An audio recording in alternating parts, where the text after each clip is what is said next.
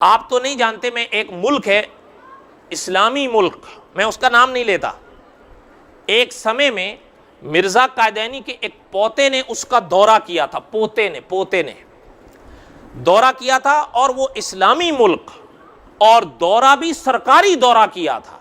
کافر مسلم، کافر ریاستوں میں، ملکوں میں تو جو مرضی کرتا رہے، اسلامی ملک اور سرکاری حیثیت پر اس نے دورہ کیا، مرزا قادیانی کے پوتے نے۔ آپ جانتے ہیں پارلیمنٹ کے قادیانی ہو گیا، الا ماشاء اللہ، حتیٰ کہ اس نے یہ کہہ دیا تھا نیوز پیپر میں کہ آنے والی صدی میں یہ احمدیوں کا سب سے بڑا ملک بنے گا۔ علماء فرماتے ہیں وہاں جب حالات جا کر دیکھے کہ اگر کسی جزیرے میں کوئی لوگ نظر آئے، اگر 80% لوگ ہیں تو 70% قادیانی ہو چکے تھے۔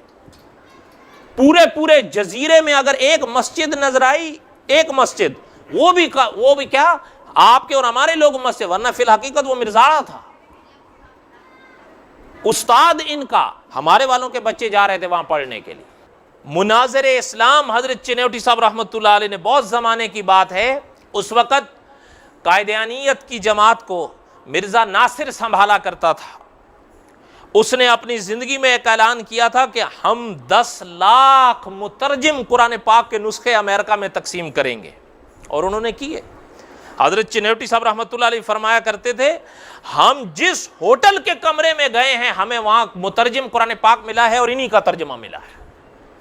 کوئی کافر عیسائی اگر دین اسلام کی روشنی کے لیے چلا ہے، دینے والے نے اس کو اٹھا کے مرزا قادیانی کا ترجمہ دیا ہے، وہ اپنے ہی انجانے میں ادھر آنے کے بجائے ادھر چلا گیا۔